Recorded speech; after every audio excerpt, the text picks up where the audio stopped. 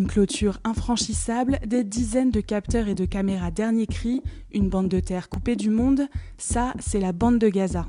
La bande de Gaza, c'est cette bande de terre de 41 km de long et 6 km de large, soit une superficie semblable à celle de Marseille, située entre l'Égypte et Israël. C'est l'une des zones les plus militarisées et les plus surveillées au monde. La barrière de séparation entre la bande de Gaza et Israël était réputée infranchissable. Ce sont pas moins de 9 millions d'euros qui ont été investis par Israël, avec des capteurs sur terre et sous terre et des caméras de haute technologie censées repérer le moindre mouvement suspect. À l'intérieur de cette forteresse vivent plus de 2 millions de Palestiniens. Avec près de 6000 habitants au kilomètre carré, c'est l'une des plus fortes densités de population au monde, 6 fois plus forte que celle de l'Île-de-France. Et avec un taux de fécondité très important, à 3,9 enfants par femme, c'est aussi une population très jeune. À Gaza, 70% de la population a moins de 30 ans. La bande de Gaza était d'abord sous administration égyptienne, puis occupée par Israël. En 2005, Israël s'en retire, toute la population juive est évacuée et l'État hébreu impose un blocus terrestre, aérien et maritime à l'enclave. Le blocus est d'autant plus renforcé en 2007 lorsque le Hamas prend le pouvoir à Gaza. Le Hamas, c'est un mouvement islamiste considéré comme un mouvement terroriste par plusieurs pays, mais activement soutenu par l'Iran.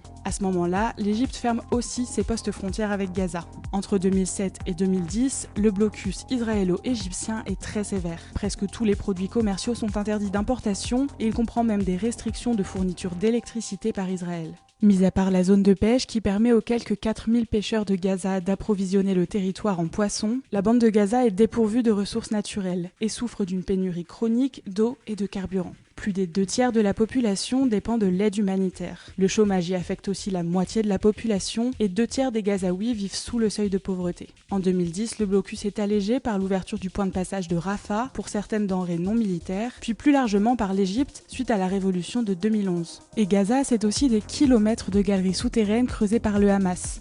Leur but, permettre l'approvisionnement du territoire sous blocus. C'est un véritable outil militaire qui permet aux forces armées de faire passer et de stocker des armes, mais aussi des denrées pour contrer les pénuries et même des lignes de télécommunication. Lundi 9 octobre, en réponse à l'offensive du Hamas, Israël a annoncé mettre en place un siège total de Gaza. L'ONU a réagi en expliquant que ce siège était interdit par le droit national humanitaire. Depuis le 7 octobre, quasiment 200 000 Palestiniens de la bande de Gaza ont été déplacés. La plupart se réfugient dans des écoles gérées par l'Agence des Nations Unies chargée des